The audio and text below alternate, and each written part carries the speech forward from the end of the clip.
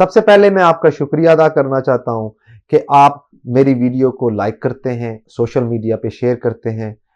नए आने वाले व्यूअर्स से मेरी दरख्वास्त है कि वो हमारे चैनल को सब्सक्राइब करें और बेल आइकन का बटन दबाएं ताकि हमारी आने वाली वीडियोस जो है उसका नोटिफिकेशन आप तक फौरी पहुंच सके।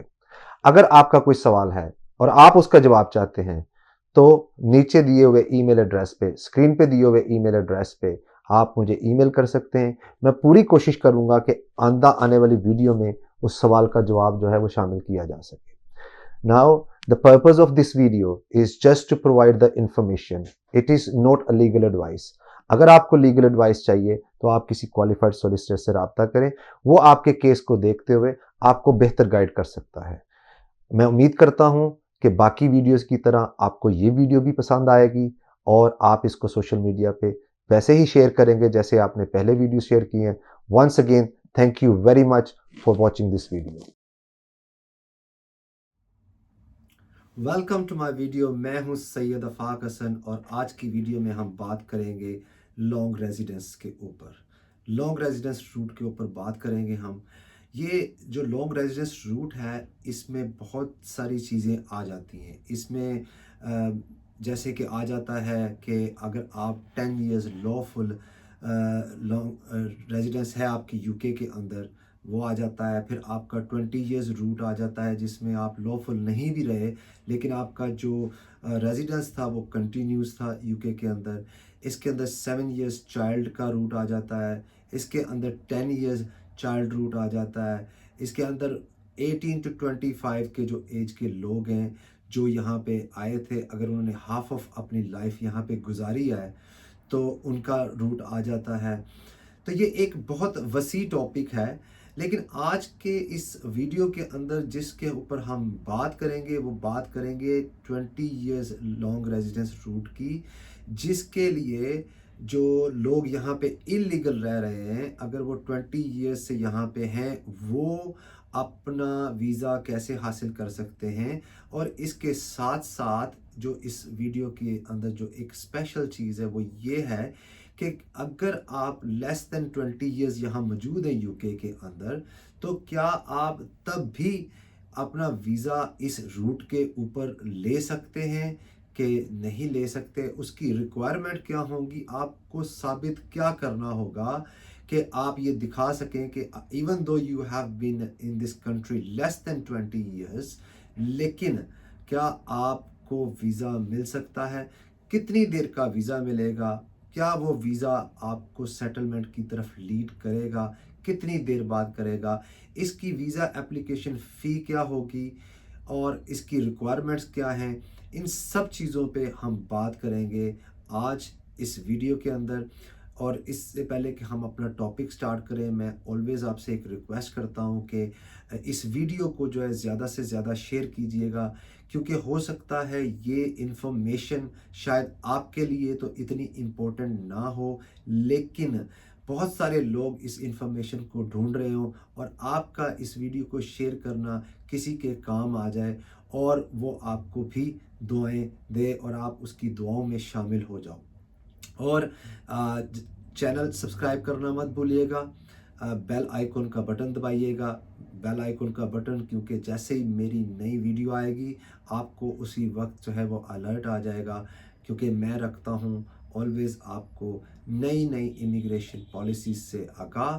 तो ये आप प्लीज़ इसको ज़्यादा से ज़्यादा शेयर कीजिएगा। तो अब हम बगैर वक्त ज़ाया किए हुए चलते हैं अपने टॉपिक की तरफ। 20 years long residence for the people who have been in this country without documentation। Ji, 20 years long residence route है क्या? सबसे पहले हम बात करते हैं। 20 years long residence route उनके लिए है जिसके अंदर आप, जैसे मुझे बहुत सारी कॉल्स आती हैं कि जी मैं पहले यहाँ पे स्टूडेंट वीज़े पे आया, मैं 4 साल स्टूडेंट वीज़े पे रहा, उसके बाद मैंने एक्सटेंशन करवाई और फिर उसके बाद मेरी एक्सटेंशन नहीं हो सकी और मैं इलीगल हो गया, और मैं तब से लेके अब तक 11 साल हो गए मुझे, 12 साल हो गए मुझे, 15 साल हो गए मुझे, तो क्या मेरा कोई एप्लीकेशन बन सकती है। तो इसके साथ साथ कई लोगों ने असाइलम किया, वो रिफ्यूज़ हो गया। जो लोग यहाँ पे लीगल आए या इलीगल आए, ये मैटर नहीं करता। अगर वो 20 ईयर्स तक यहाँ पे कंटिन्यूसली रहे हैं, उसके अंदर दो चीज़ें आपको सबसे ज़्यादा समझने की ज़रूरत है। Number one, continuous residence.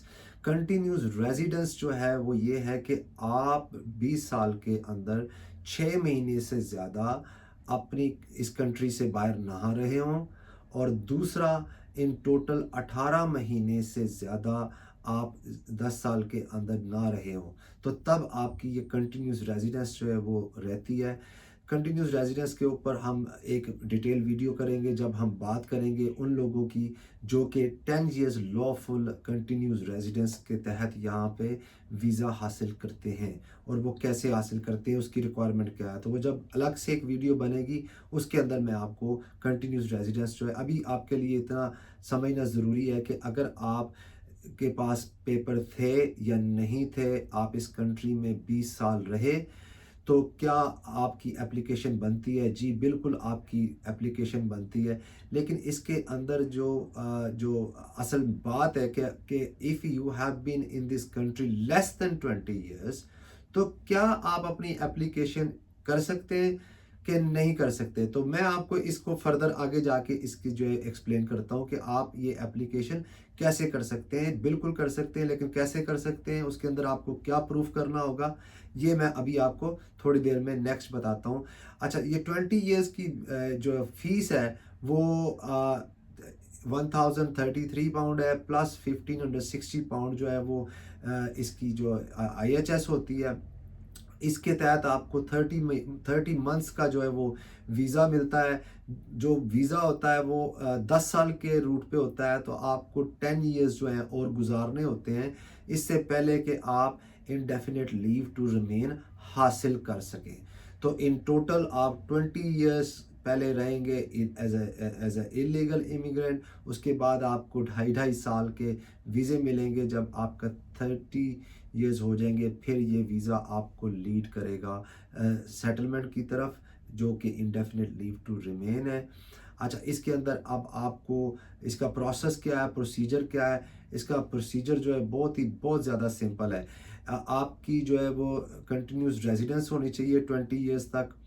इसके अलावा आपने वैलिड एप्लीकेशन की हो, और फाइनली जो है आप जो है आपका जो रिफ्यूज़ल है वो जो इनकी सूटेबिलिटी ग्राउंड्स है उसमें फॉल ना करता हो। तो आपकी सूटेबिलिटी ग्राउंड्स के अंदर इसका रिफ्यूज़ल ना आता हो, वैलिड एप्लीकेशन हो, और आपने 20 ईयर्स इस कंट्री के अंदर गुजारे हों। लीगल या इलीगल, इसमें लॉफुल रहना ज़रूरी नहीं है। अच्छा, इसके अंदर एक और चीज़ है कि अगर आप किसी कोई भी जो है उसको एक इम्प्रिजनमेंट हो गई है, तो अगर वो उसको इम्प्रिजनमेंट हुई है, तो वो इस बेस पे रिफ्यूज़ नहीं किया जाएगा, बल्कि उसका वो कंटिन्यूस रेजिडेंस को ख़त्म नहीं करेगा अगर कोई प्रिजन में चला जाता है तो। लेकिन उसके अंदर होगा क्या कि वो आपको किसी को 2 महीने की अगर इम्प्रिजनमेंट हुई है कोई ऑफेंस के ऊपर, तो उसके वो 2 महीने जो है वो माइनस कर दिए जाएंगे उसके 20 ईयर्स में से, ना कि उसको जो है इस ग्राउंड के ऊपर जो है रिफ्यूज़ कर दिया जाएगा। या फिर उसकी एग्जांपल, एक कोई बंदा आया यहाँ पे, वो 10 साल रहा, 10 साल के बाद उसको 2 महीने की सज़ा हो गई, और उसके बाद वो अगेन 10 साल रहा, 2001 में आया, अब 2021 हो गया, तो उसके वो जो कंटिन्यूस रेजिडेंस है वो ख़त्म नहीं होगी। सिर्फ वो 2 महीने जो उसने जेल में गुजारे हैं, इम्प्रिजनमेंट में गुजारे हैं, वो उसमें से माइनस कर दिए जाएंगे, लेकिन उसकी कंटिन्यूस रेजिडेंस जो है वो ख़त्म नहीं होगी। तो इसकी फ़ीस मैंने आपको बता दी, इसका प्रोसीजर मैंने आपको बता दिया। अब हम बात कर लेते हैं जो इस वीडियो का मेन जो कह लें जुज़्व है, वो ये है कि जिसके लिए मुझे बहुत कॉल्स आती हैं, वो ये है कि मैं यहाँ पे लेस देन 20 ईयर्स से हूँ, तो क्या मैं कोई रूट अप्लाई कर सकता हूँ कि नहीं कर सकता। देखिए, प्राइवेट लाइफ का जो रूट है, लोग उसको थोड़ा सा कंफ्यूज करते हैं। मैं उसको वो फैमिली एंड प्राइवेट लाइफ की बात करते हैं, ठीक है। अब अगर प्राइवेट लाइफ जिसमें आप ऑन योर ओन भी हैं, तो आपकी भी प्राइवेट लाइफ हो सकती है। लेकिन मैं इसको ज़रा डिफरेंट तरीके से देखता हूँ। मैं ऐसे देखता हूँ कि जब आप बहुत सारे जो लॉयर्स हैं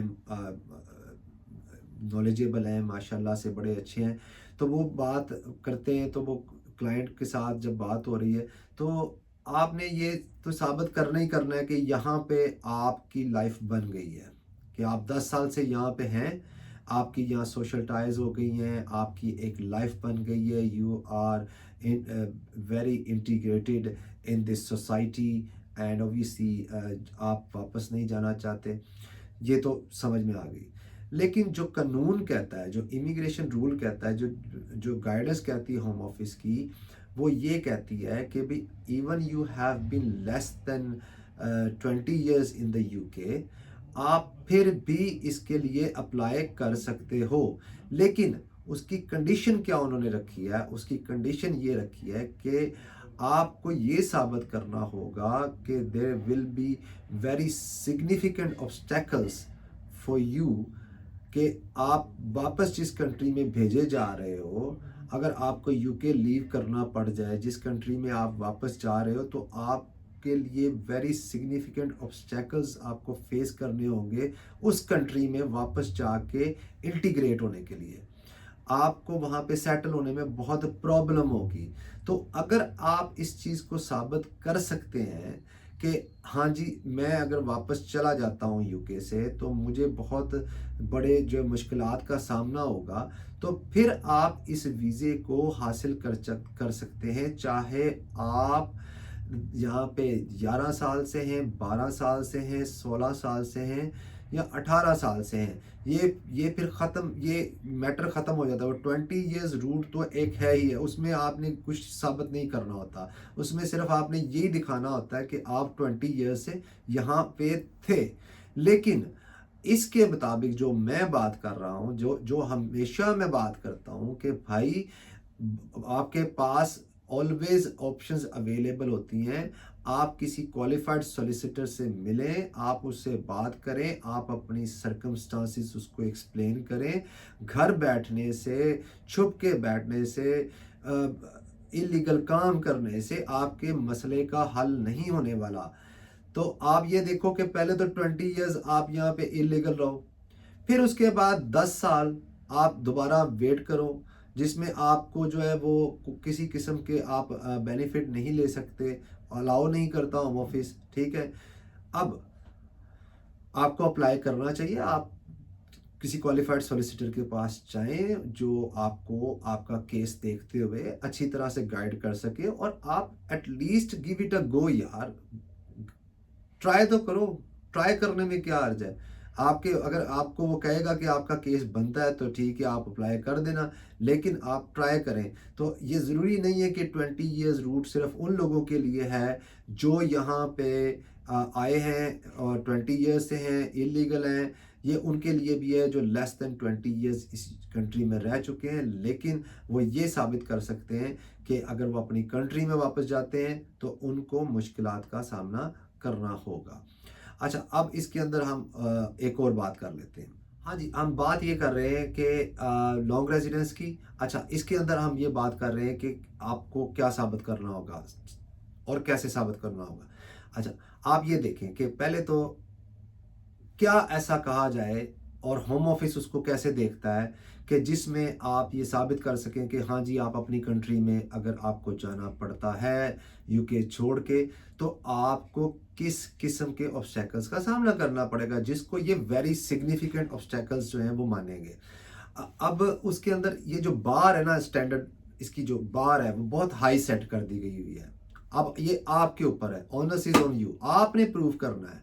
होम ऑफिस ने नहीं प्रूफ करना, आपने प्रूफ करना है। अच्छा, होम ऑफिस का कहना यह है, अगर मैं 3-4 एग्जांपल्स दूं आपको, कि अगर हम कहते हैं कि जी हमारी वहाँ एक पाकिस्तान की मिसाल ले लेते हैं, पाकिस्तान में जी हमारा अब कोई रिश्तेदार नहीं रहा, मेरे दोस्त भी नहीं रहे, कोई रिश्तेदार भी नहीं रहा, अब मैं वापस जाऊँगा तो मुझे बड़ी प्रॉब्लम होगी, वेरी सिग्निफिकेंट ऑब्स्टेकल है। होम ऑफिस इस बात को शायद नहीं मानेगा, वो कहेगा कि आप नई कंट्री में जाते हो, नए दोस्त बन जाते हैं, सब कुछ हो जाता है, तो ये आपकी यानी कि सोशल टाइज नहीं रही आपकी कंट्री में। I don't think so. Home office शायद, लेकिन आप ये कह सकते हो। अच्छा, दूसरा आप कहते हो कि जी मैं एक एग्जांपल देता हूँ, क्योंकि मुझे तो लैंग्वेज भी अब नहीं है वहाँ की आती, लोग लैंग्वेज सीख लेते हैं।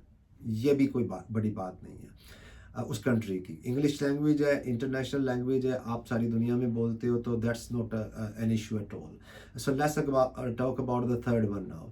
If I go back to my country, I may not be able to get a job, क्योंकि वहाँ पे जो जॉब्स नहीं है, ये नहीं है, ये भी कोई बड़ा ऑब्स्टेकल नहीं है, ठीक है।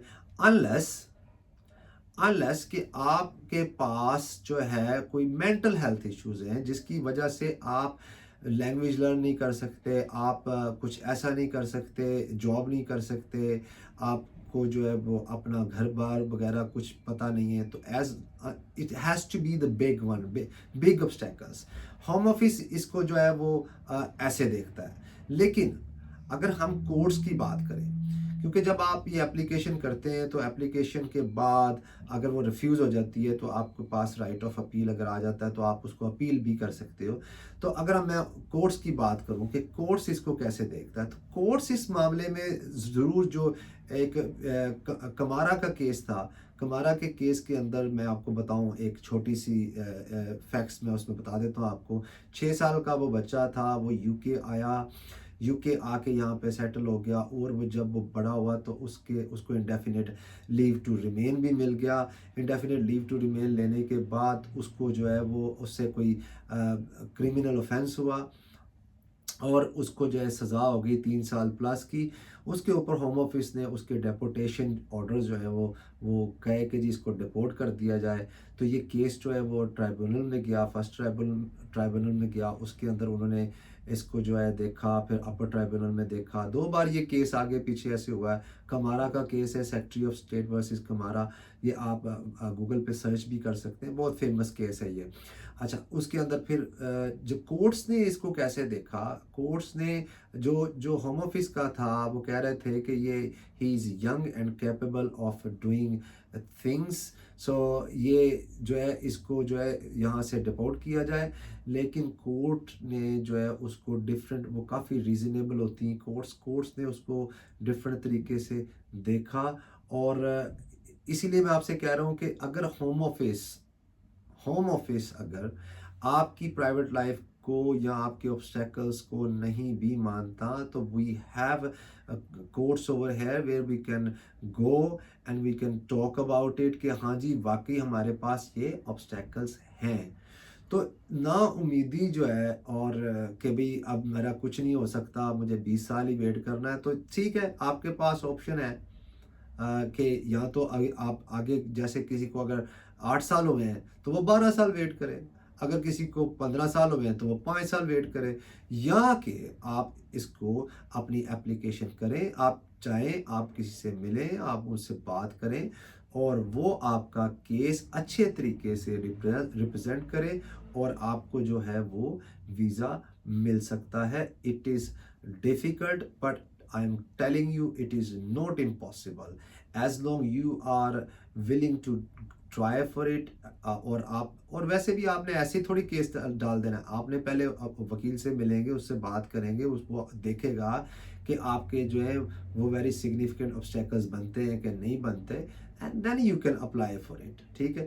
तो ये था आज का मेन टॉपिक के जिसके अंदर हमने बात की लॉन्ग रेजिडेंस रूट की, 20 इयर्स जो इलीगल इमिग्रेंट्स हैं उनके लिए, कि जब 20 साल हो जाएंगे तो उसके बाद उनको जो है वो 10 साल के रूट पे डाल के 2.5 साल का वीज़ा मिलेगा और फिर वो अपना इंडेफिनेट अप्लाई कर सकेंगे।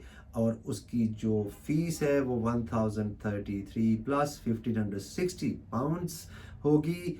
और इन टोटल आप खुद ही कर लें, 2500 समथिंग बनते हैं। और इसके साथ साथ जो है, क्या वो लोग जो लेस देन 20 ईयर्स से यहाँ मौजूद हैं, इलीगली मौजूद हैं, क्या वो अपना वीज़ा अप्लाई कर सकते हैं? तो जी बिल्कुल कर सकते हैं। अब इसके साथ ही मुझे दीजिए इजाज़त, क्योंकि आज की वीडियो बहुत इम्पोर्टेंट वीडियो है।